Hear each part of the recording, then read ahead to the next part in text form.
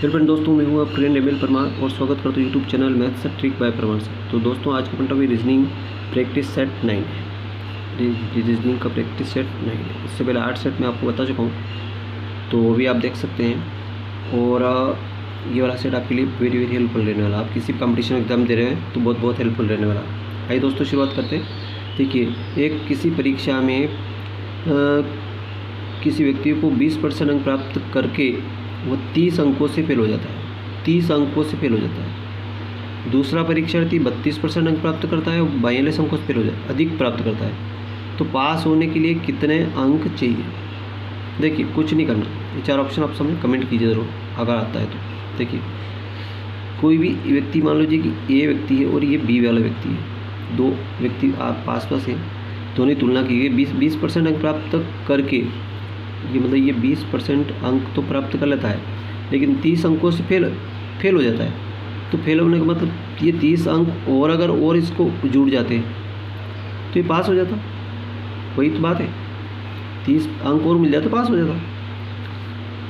कितने अंक चाहिए पास होने के लिए? कितने अंक चाहिए, ये वाला पूछ रहा है। पास होने के लिए कितने अंक चाहिए? तो ये 30% अंक और अगर मिल जाते तो पास हो जाता।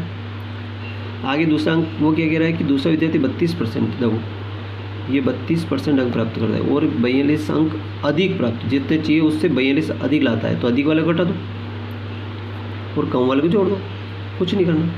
अब परसेंट से परसेंट 32%, देखो ये 20% माइनस 32%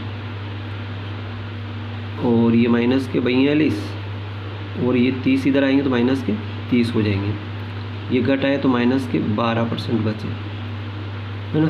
और 2 के 2 4 3 7, ये माइनस के 72, तो माइनस से माइनस कट गया।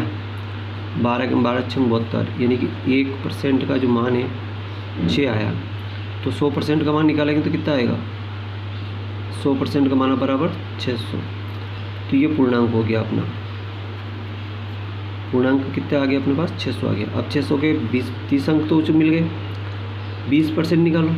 तो देखो 600 का 20% निकालो तो 600 इंटू 20%, परसेंट का मतलब नीचे 100 आ जाएगा। 2 सिफर 2 सिफर कट गई और 20 छंग 120। अब 120 तो ये और 30 ये, कुल मिला के कितने? 150 अंक चाहिए। 150 डी ऑप्शन उसका मैच करना। 150 अंक अगर मिल जाता तो पास हो जाता। तो पूर्णांक पूछे तो ये बता दो, पासे का अंक पूछे तो ये बता दो। 2 चीज़ें मैंने आपको बता दी। बढ़ते हैं अगले क्वेश्चन की ओर। देखिए, सेम टू सेम क्वेश्चन है। एक परीक्षार्थी किसी परीक्षा में 30% अंक प्राप्त करके 85 अंकों से फेल हो जाता है। देखो मान लो कि ए वाला और ये बी वाला है, 2 विद्यार्थी हैं। तो 30% अंक प्राप्त करता है और 85 अंकों से फेल हो जाता है। तो 85 अंक और जोड़ दो इसमें,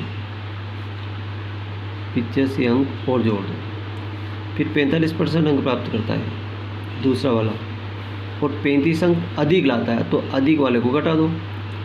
ठीक, तो ये 45% वाले इधर लाओ, तो 30% माइनस 45% बराबर माइनस के 35 और ये 85 माइनस किधर आ जाएंगे। तो 45 15 गए तो माइनस के 15%, 45 30 गए तो 15%। और ये 5 10 किसी 5 लाए 1 4 3 1 4 9 8 12 120 और ये माइनस से माइनस कैंसल। 15 15 8 120।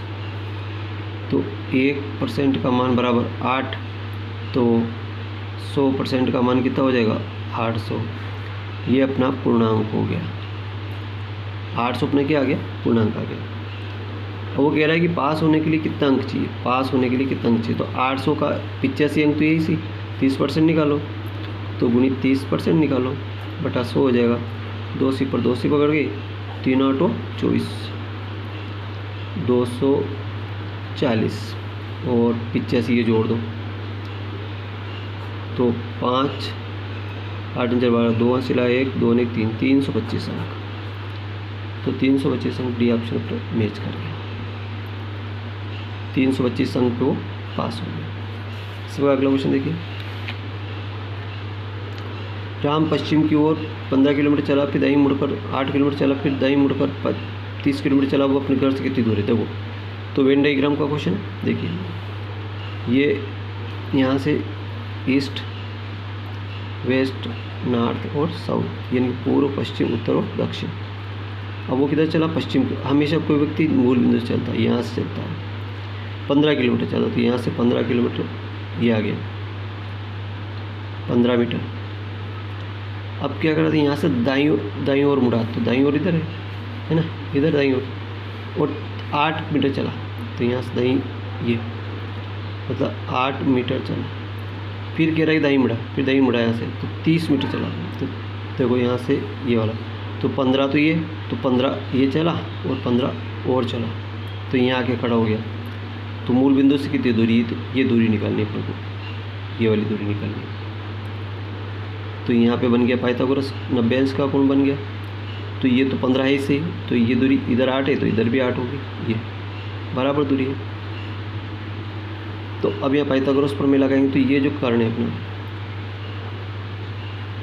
कर्ण का स्क्वायर बराबर होता है, देखो कर्ण बराबर होता है रूट में आधार का स्क्वायर प्लस लंब का स्क्वायर। आधार कितना है इसका? 8, 15 15 15 225 प्लस 8 × 64 और 5 ने 4 9 6 2 8, ये 289 290, और 290 का वर्गमूल निकालेंगे कितना आएगा? 17। तो 17 मीटर इसका राइट आंसर, सी ऑप्शन पे चल जाता है कि अपने घर से 17 मीटर दूर है। आई होप की समझ में आ गया। अगला क्वेश्चन ये कह रहा है कि एक चोर दोपहर में 1:30 बजे यानी 1:30 बजे चोरी करके 60 किलोमीटर प्रति घंटे से भाग जाता है और 2 बजे मकान मालिक को मालूम पड़ता है, तो उसका पीछा करता है 75 किलोमीटर गति से, है ना।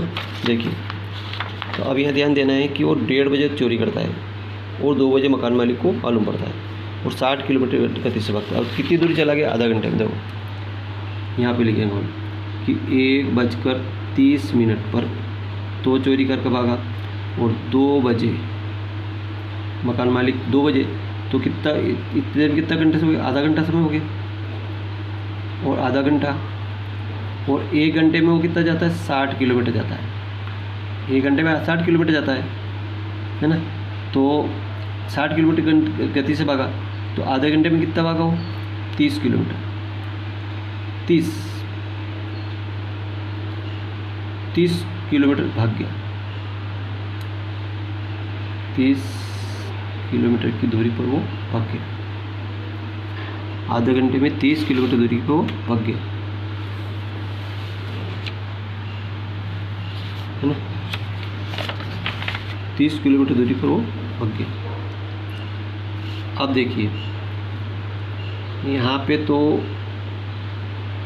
मकान का मालिक है और यहाँ चोर है, और इन दोनों के बीच की जो दूरी है वो 30 किलोमीटर, यानी कि चोर 30 किलोमीटर आगे चला गया। ठीक है। अब मकान मालिक की गति क्या है? 75, और चोर की गति 60 किलोमीटर, है ना। तो ये जो उसको पकड़ेगा, तो इसकी दूरी कितनी है? 15 किलोमीटर अधिक है। इसकी चाल 15 किलोमीटर प्रति घंटे की चाल अधिक है, तो इसी से इसको पकड़ेगा। तो अपना जो चाल है 15 किलोमीटर बराबर 30 बटा टाइम, तो जो 15 में 15 दूना 30, यानी कि टाइम कितना है? 2 घंटे। ठीक है, ये भी किलोमीटर में, ये भी किलोमीटर में। ठीक है, तो 2 घंटे का समय उसको ज़्यादा लगा।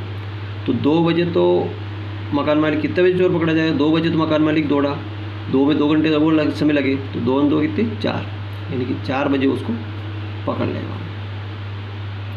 4 बजे उसको पकड़ लेगा। आगे समझ में?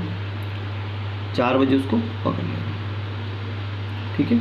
इसी तरह क्वेश्चन हो रहा है कि एक चोर पुलिस से 300 मीटर आगे है। देखो यहाँ तो पुलिस है और यहाँ चोर है, तो इन दोनों के बीच की दूरी कितनी है? 300 मीटर है। ठीक। अब चोर 12 किलोमीटर, चोर की गति कितनी? 12 किलोमीटर प्रति आवर, और पुलिस की 15 किलोमीटर प्रति आवर, 15 किलोमीटर प्रति आवर। जो पुलिस इस चोर को पकड़ेगा 3 किलोमीटर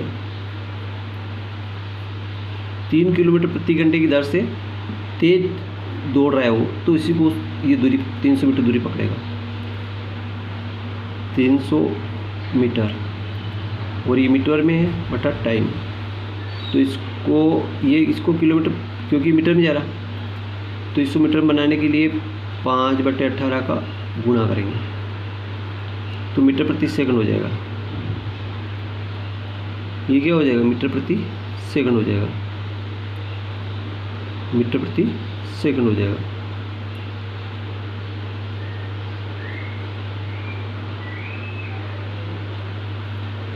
मीटर प्रति सेकंड हो जाएगा, है ना। और देखो काटो इसको, देखो 3 एकम 3 छंग 18, 5 छंग 30, और 6 का गुणा 6 में 6 6 36, तो टाइम बराबर 36 सेकंड। और 60 का भाग लगाए तो मिनट में बदलेगा ये, 60 का भाग लगाने पे क्या हो जाएगा? मिनट में बदल जाएगा। ये सेकंड आया अभी, तो 6 6 36, 6 मिनट, 6 मिनट में उस दूरी को पकड़ लेगा। अब कितनी दूरी पर चोर?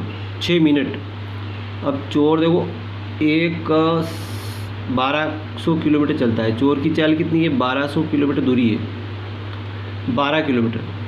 तो देखो यानी कि चोर कितने, देखो चोर चलेगा वो 12, यानी कि 60 मिनट में वो कितनी? 1200 मीटर, 1200 मीटर चला गया। 12 किलोमीटर को मीटर में बदलो तो 12,000 मीटर है, 12,000 मीटर, एक सिपर लग जाएगी, 12,000 मीटर। ठीक है, एक मिनट में कितने चलेगा?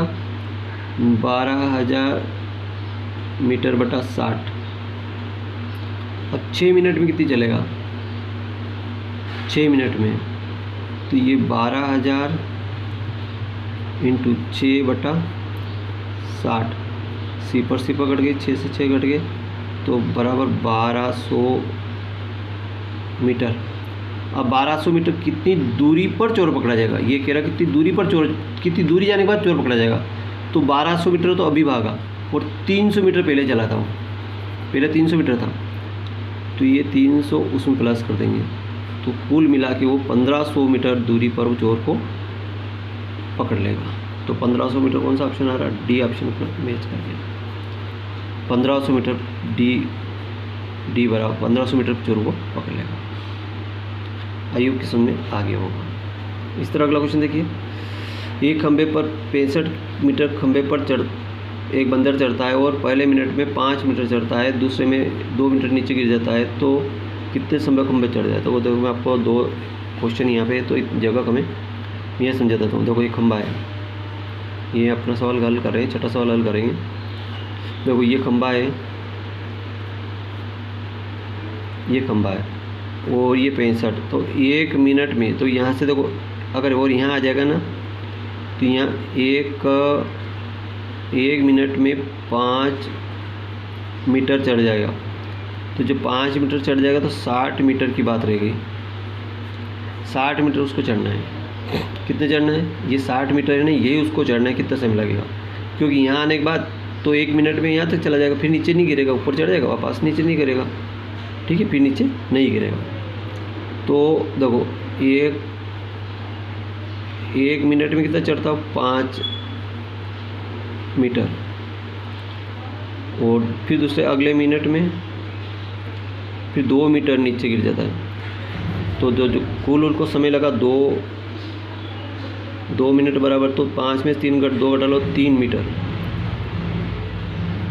तो 2 मिनट में वो 3 मीटर चढ़ता है। अब उसको चढ़ाना 60 मीटर चढ़ाना है, तो 60, तो 3 का उसमें भाग लगा, 3 तो 20, तो 20 का गुना इधर होगा, 20 का गुना इधर भी होगा, तो 20 दूनी 40 मिनट, और 20 दिया 60 मीटर 40 मिनट में। तो ये जो 60 मीटर की दूरी कितनी है? 40 मिनट में तय करेगा, और 40 मिनट में तय करेगा, 1 मिनट में तय करेगा 5 किलोमीटर, तो 40 ने 41 मिनट उसका राइट आंसर आ जाएगा। 41 मिनट, ये ऑप्शन मैच कर गया।